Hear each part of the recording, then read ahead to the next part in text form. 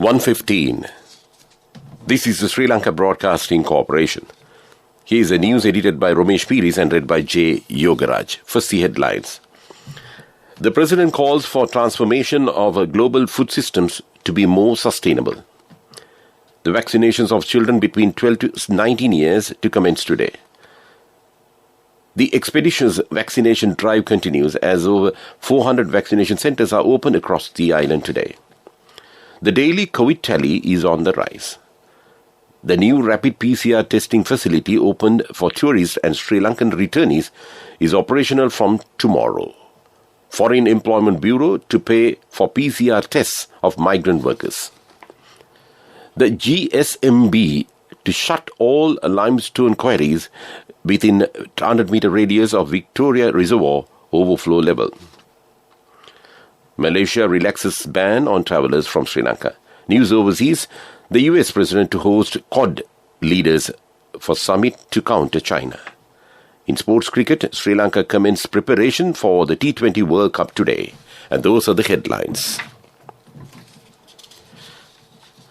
President Gotabaya Rajapaksa addressing the United Nations Food Systems Summit stressed the importance of all stakeholders working together to transform global food systems to be more sustainable and inclusive.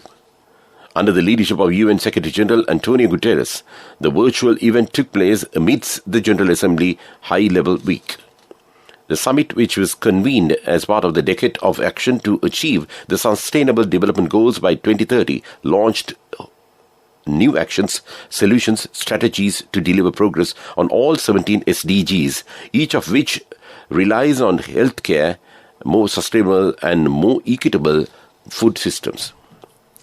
Delivering his address, President Rajapaksa said the pandemic has exposed weakness in global food systems that will only be worsened with climate change. With regard to Sri Lanka's organic fertilizer revolution, he stated that changing the mindset of farmers long accustomed to using chemical fertilizer and the production of sufficient quantity of organic fertilizer domestically have proven challenging.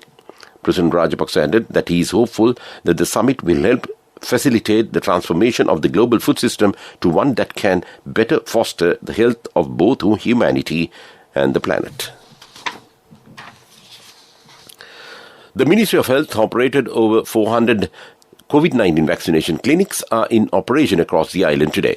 More details on the vaccination clinics operating across the island and the type of vaccines administered can be obtained from the official website of the Ministry, www.health.gov.lk. Meanwhile, 250,356 COVID-19 vaccines were administered in Sri Lanka yesterday. The Epidemiology Unit of the Ministry of Health said a total of 11.4 million citizens have thus far been fully vaccinated. This news comes to you from Sri Lanka Broadcasting Corporation.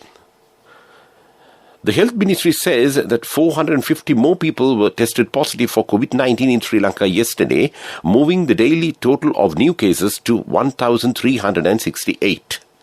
All new cases have been associated with the New Year cluster. This brings the tally of the coronavirus infections confirmed in the country to 510,040. According to Epidemiology Unit data, 45,850 active cases are currently under medical care at hospitals, treatment centres and homes. Total recoveries from the virus infection reached 451,741 earlier today, as 16,720 more patients were discharged from medical care upon returning to health yesterday. Meanwhile, Sri Lanka registered 72 new COVID-related fatalities confirmed by Director General of Health Services on September 22nd. A new rapid PCR test facility has been unveiled in the vicinity of the Bandaranaike International Airport as the country prepares to reopen for tourism. The laboratory was declared open by Minister of Health Keheli Rambukwella and Minister of Tourism Prasanna Ranatunga. It will allow tourists and Sri Lankan returnees to undergo rapid PCR tests upon disembarking on the island. Minister Rambukwella said the facility will be operative 24/7 and the laboratory will be able to test approximately 500 tests per hour and 7,000 per day while delivering the results within 2 to 3 hours. The Geological Survey and Mines Bureau is to take immediate action to remove all limestone quarries located within 100 meters of the Victoria Reservoir overflow level. The decision was made during a discussion at the Environment Ministry regarding implementing of recommendations of the Committee on Science of Seismic Conditions. Earlier, Minister Amaravira appointed an intellectual committee to study the minor earth tremors that had been reported around the Victoria Reservoir in recent times. The committee had submitted a report and recommended taking immediate action to protect the catchment and its surroundings. Malaysia has relaxed a ban on travellers from Sri Lanka and 4 other countries. Accordingly, those with a permanent resident status, long stay passes, businessmen and investors can enter Malaysia from these 5 countries. The strict conditions were imposed since April 26 to contain the spread of the coronavirus. Marketing, Development and Consumer Protection State Minister Lasantha Alagiyawana says the Cost of Living Committee will meet today to discuss the requests made by milk powder importers regarding the increase in the price of milk powder cooperative services.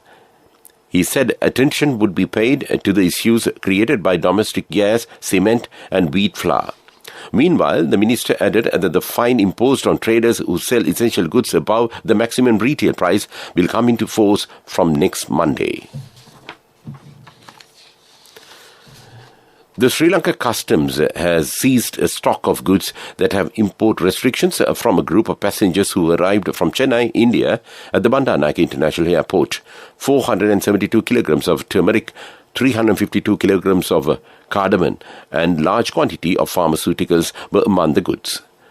The items were concealed in the traveller's luggage.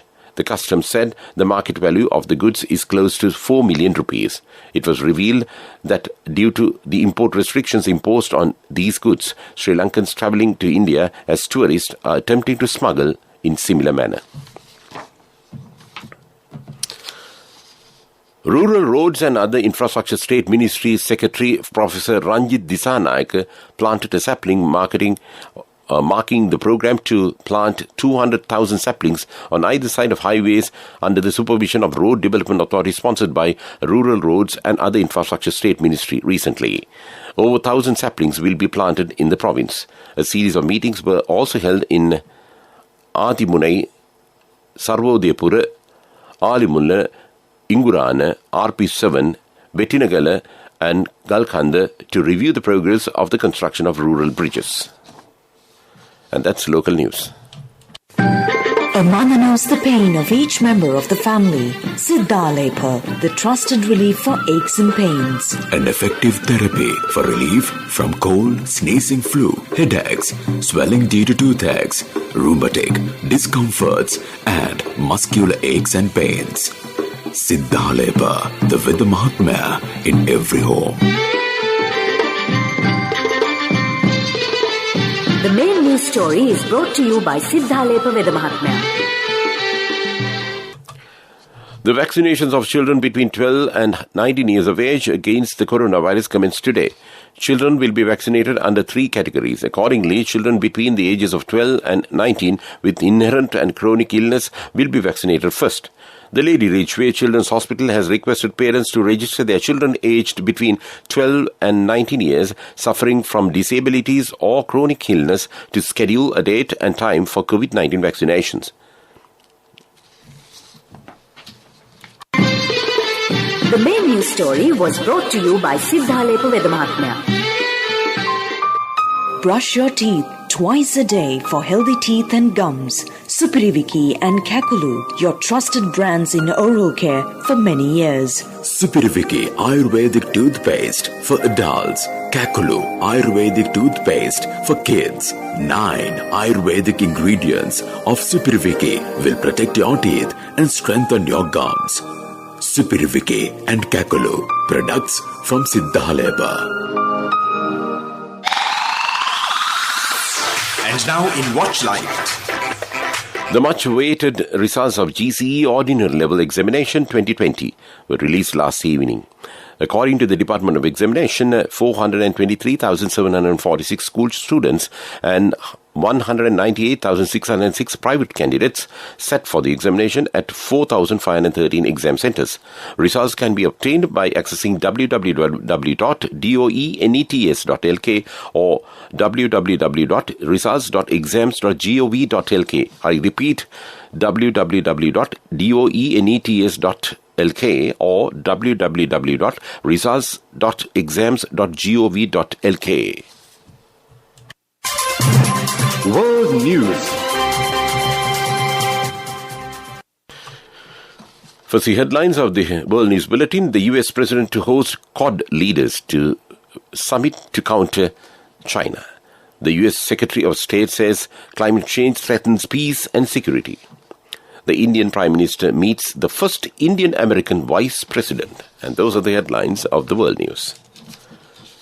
The US President Joe Biden will host Prime Ministers of India, Japan and Australia at the White House for the first Quad summit. COVID-19, climate change and China are expected among the key issues at the meeting. The Quad summit comes as Joe Biden's image has taken a beating over the chaotic US withdrawal from Afghanistan. This will be the first ever gathering of leaders from a group of four countries. The White House Press Secretary Jen Psaki said in a statement the Biden-Harris administration has made elevating the Quad a priority. The U.S. Secretary of State Antony Blinken has told members of the United Nations Security Council that climate change has become a threat to peace and security. He said that climate change is rendering the UN's response even more challenging. Blinken referred to the cascading efforts of climate change on virtually every aspect of our lives, from agriculture to infrastructure, from the public health to food security. He also said that the UN system should further integrate climate-related analysis into its conflict mediation and conflict prevention efforts. The Indian Prime Minister Narendra Modi met US Vice President Kamala Harris in Washington on Thursday, marking the first in-person meeting of Mr. Modi and the highest-ranking Indian American in US history. Ms. Harris is the first woman and first black and South Asian Vice President. Both leaders acknowledged the vibrant people-to-people linkage as the bedrock of the mutually beneficial education linkages and the flow of knowledge, innovation and talent between the two countries. Prime Minister Modi also praised US Vice President Kamala Harris and described her as a source of inspiration for many across the world. And that's World News. And in development news, in collaboration with the State Ministry of Warehouse Facilities, Container Yards, Port Supply Facilities, Boats and Shipping Industry Development of Sri Lanka, the Sri Lanka High Commission in Pretoria organized an informative webinar recently to identify the possible business opportunities for Sri Lankan boat industry, paying a special attention to the fisheries sector of Mozambique and Namibia. The focus of the webinar was on developing fish-producing markets in this region, which give lucrative opportunities for the international business community. And that was development news. Sports news. Cricket. Sri Lanka Cricket confirmed that Sri Lanka will play 2 warm-up T20 matches against Oman in the lead-up to their World Cup campaign that begins on October 18. UAE and Oman are co-hosting the rescheduled the 7th edition of 2021 ICC Men's T20 World Cup that was originally slated for last year in India. The Sri Lankan team is due to depart for Oman on October 3 and will play 2 games against hosts as additional preparation on October 7 and 9 respectively. Sri Lanka, along with Bangladesh, did not qualify directly for the Super 12 of the marquee event and will compete against the 6 teams who have made the cut through the qualifiers in round 1, from where only 4 teams would progress. Sri Lanka is placed along Netherlands, Ireland and Namibia in Group A for this round. A safe, easy and versatile app for all your banking needs. NSB Pay for monetary transactions, bill payments, reloads, credit card payments and Lanka QR transactions. A range of facilities with multiple account registrations. Access to your bank needs wherever you are. Download the NSB Pay app from the Play Store or the App Store for free now. For more information, call your nearest NSB branch or 0112 379 379. Conditions apply. Business News, sponsored by National Savings Bank, the safest place for your money. The eco-friendly and less expensive cardboard coffins recently introduced by the Devala Mount Lavinia Municipal Council are now being imported to Vietnam. Accordingly, a total of 1,200 coffins made of cardboard were exported to Vietnam recently. Priyantha Sahabandhu, the founder of this innovation, says that these cardboard coffins are widely being used around the island as well. And that was Business News. Business News, sponsored by National Savings Bank, the safest place for your money. A safe, easy and versatile app for all your banking needs. NSB Pay for monetary transactions, bill payments, reloads, credit card payments and Lanka QR transactions. A range of facilities with multiple account registrations. Access to your bank needs wherever you are. In economic news, the Ministry of Finance has extended the closing date for the submission of requests for proposals for the foreign currency term financing facility for the Government of Sri Lanka 2021. The Ministry of Finance said at the request of prospective investors, the closing date for the submission of RFPs has been extended from 22nd September 2021 to 5th October 2021. Weather report. The Met Department says the showery condition in the southwestern part of the island is likely to enhance over the next few days. Several spells of showers will occur in the western and Sabarakamu provinces and in Galle and Mathura districts. Showers or thundershowers will occur at several places elsewhere in the evening or night. Fairly heavy showers above 75 millimeters can be expected at some places in these areas. Before we wind up this news broadcast, let's look at the main points once again. The President calls for transformation of global food systems to be more sustainable. The vaccinations of children between 12 to 19 years to commence today. The expeditious vaccination drive continues as over 400 vaccination centres are open across the island today. The daily COVID tally is on the rise. The new rapid PCR testing facility opened for tourists and Sri Lankan returnees is operational from tomorrow. Foreign Employment Bureau to pay for PCR tests of migrant workers. The GSMB to shut all limestone quarries within 100-meter radius of Victoria Reservoir. Malaysia relaxes ban on travellers from Sri Lanka. And with that, we conclude this afternoon news broadcast of Sri Lanka Broadcasting Corporation.